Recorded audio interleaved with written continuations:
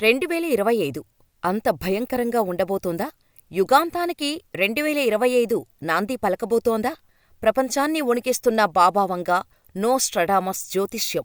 2 నెలలు, ఇంకా 60 రోజులు మాత్రమే.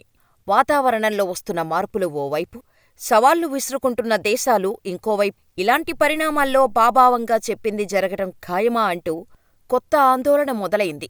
భవిష్యత్తు గాఢాంధకరం కాబోతోందా అంటే అవుననే సమాధానం వస్తోంది. బ్రతికితే చాలు, చావే సుఖం అనుకునే రోజులు దగ్గర కాబోతున్నాయి. 2025 ఈ నెలల్లో జరగబోయేది ఇదే అంటూ బాబావంగా నోస్ట్రడామస్ చెప్పిన మాటలు ఆందోళనకు గురిచేస్తున్నాయి. 2025 యుగాంతానికి నాంది అని, ఈ ఏడాది ప్రపంచం మృత్యుతాండవం అవుతుందని ఈ ఇద్దరూ అంచనా వేశారు. కాగా ఈ ఏడాది రష్యా ఉక్రెయిన్ యుద్ధం ముగుస్తుందని, 2 దేశాలు అలసిపోయి పోరాటాలు విరమించుకుంటాయని ఈ ఇద్దరూ అంచనా వేశారు. నిజంగానే వాళ్ళిద్దరూ చెప్పినట్టు నిజమైనట్టే కనిపిస్తోంది. అయితే ఐరోపాలో రాబోయే 2 నెలల్లో యుద్ధ మేఘాలు కమ్ముకుంటాయని హెచ్చరించారు. అగ్నిపర్వతాల విస్ఫోటనాలు, వరదలతో ప్రపంచమంతా అల్లాడుతుందని, ముఖ్యంగా బ్రెజిల్ మీద ప్రభావం ఎక్కువగా ఉంటుందని చెప్పారు. సముద్ర మట్టాలు పెరిగిపోయి భూమి మునిగిపోతుందని, అప్పుడు సరికొత్త రాజకీయం ఏర్పడుతుందని, దాని నాయకుడే ప్రపంచాన్ని ఏలుతాడని అంచనా వేశారు. ఈ సంఘటనలు ప్రపంచ అంతానికి దారితీసే అవకాశాలు ఉన్నాయని చెప్పుకొచ్చారు.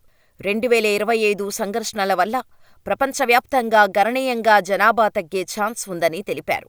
మనుగడ కోసం మనుషులు కొత్త వనరులు వెతుక్కునే అవకాశం ఉందని బాబావంగా జ్యోతిష్యం చెబుతోంది. 2025 తర్వాత పరిస్థితులు మరింత దారుణంగా ఉండే అవకాశం ఉందని చెబుతున్నారు.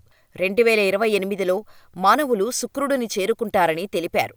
2033లో ఓ భారీ మంచుముక్క కరిగిపోతుందని, దీంతో సముద్రమట్టం గణనీయంగా పెరుగుతుందని, ఇది సునామీకి దారితీస్తుందని బాబావంగా జోస్యం చెబుతోంది. 16వ శతాబ్దానికి చెందిన నోస్ట్రడామస్ నక్షత్రాల అమరికను బట్టి భవిష్యత్తు పరిణామాలు తారుమారు అవుతాయని లెస్ ప్రొఫెటిస్ అనే పుస్తకంలో రాసుకొచ్చారు. ఇందులో చెప్పినవన్నీ చాలా వరకు నిజమయ్యాయి కూడా. ఇదే ప్రస్తుతం ప్రపంచాన్ని భయపెడుతోంది. ఈ ఇద్దరు చెప్పిన జ్యోతిష్యం చాలామంది నమ్ముతారు కూడా. గతంలో వీరి భవిష్యత్తు అంచనాలు చాలా వాటికి నిజమయ్యాయి. ఇక 2025లో ఈ ఇద్దరూ చెప్పినట్టు ప్రకృతి వైపరీత్యాలు, దేశాల మధ్య యుద్ధాలు జరుగుతాయని అంచనా వేశారు. వీరు చెప్పినట్టుగానే ఇప్పటికే కొన్ని జరుగుతున్నాయి కూడా. మరి ఆ ఇద్దరు చెప్పినట్టే రాబోయే రోజులు భయంకరంగా ఉండబోతున్నాయా?